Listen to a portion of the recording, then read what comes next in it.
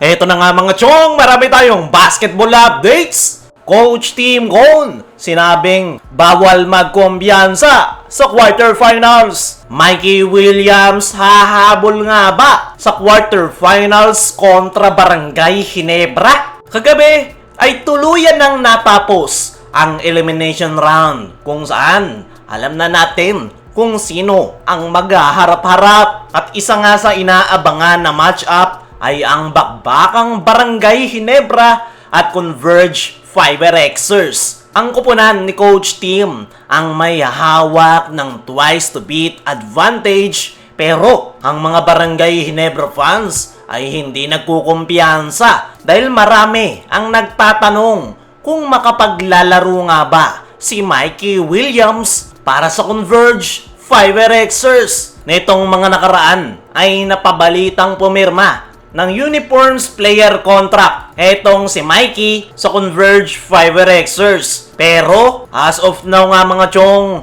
ay patuloy pa rin yung negotiation ng Converge Fiberxers dito kay Mikey Williams. At ayon nga sa mga reports ay ang hinihingi netong si Mikey para pumirma sa Converge ay $30,000 at kung i-convert mo yan to peso ay 1.6 million pesos. At ayon sa insiders ng Converge ay masyadong araw mataas yung hinihingi ni Mikey. Daig niya pa yung pinakamalaking sinasahod sa PBA na si Junmar Fajardo na approximately 1.5 million per month. Kaya naman, as of now, habang ine-edit ko ang video na ito, ay wala pang linaw kung makapaglalaro nga ba si Mikey Williams sa Converge Fiberxers. Ngayon nga yung deadline ng mga teams para magpasa ng final lineup na lalaro this upcoming PBA playoffs. Unti-unti na ngang nagsasara yung pinto kay Mikey Williams, pero pwedeng kumilos ang Converge in last minute at pwede nilang ihabol si Mikey Williams. Pero sabihin na nating makahabol etong si Mikey. For the sake of this video ay magiging malaking problema ito para sa Barangay Ginebra. Dahil ngayon pa nga lang ay medyo mahihirapan na sila sa Converge dahil merong twin tower na Justin Arana at Baltasar. Kaya kung sakali na makahabol etong si Mikey Williams at makapaglaro this upcoming quarterfinals ay isa yang malaking challenge para sa kupunan ni Coach Tim Cone dahil alam naman natin kung ano yung impact na nagagawa ni Mikey. Pero yung magiging problema naman sa Converge sakaling makahabol etong si Mikey Williams ay wala nga silang chemistry kasama ang nasabing player. Dahil simula nang makuha nila ito via trade ay hindi pa rin nila ito nakakasama sa kanilang team practice. Kahit virtual na pag-uusap lang ng mga players ay wala. Yung management nga ng Converge ay hirap na i-contact si Mikey.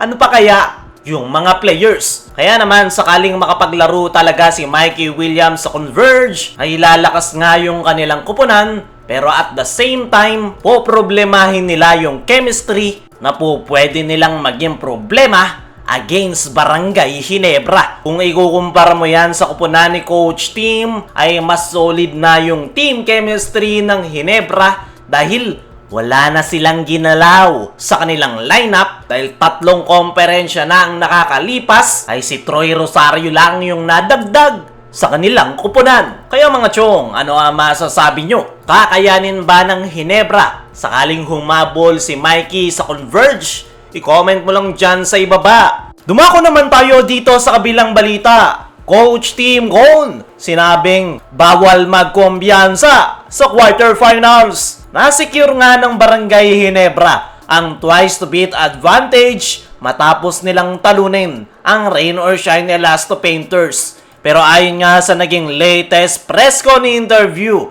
na itong si Coach Tim Cone ay bagamat meron silang twice to beat advantage ay hindi nga raw sila pwedeng magkampante. Lalo na't isa raw sa mga dark horse team ang Converge Fiberxers. Magiging malaking tulong nga raw para sa kanyang kupunan yung kanilang nakuwang twice to beat advantage, pero hindi nga raw nila iniisip na meron sila niyan. Ang mindset nga raw nila ay makuha ang panalo at ituring na do or die game yung kanilang quarterfinals kontra Converge Fiverxers. Dahil malaki yung problema nga raw sakaling maisahan sila ng Converge dahil sa kanila mapupunta ang pressure kapag umabot ng Game 2. Kaya naman, kahit merong twice to beat incentive, ay hindi nagkukumpiyansa etong si Coach Team dahil iba raw yung laro tuwing elimination round at malayong malayo raw yan sa pagsisimula ng PBA Playoffs. Dagdag pa nga ni Coach Team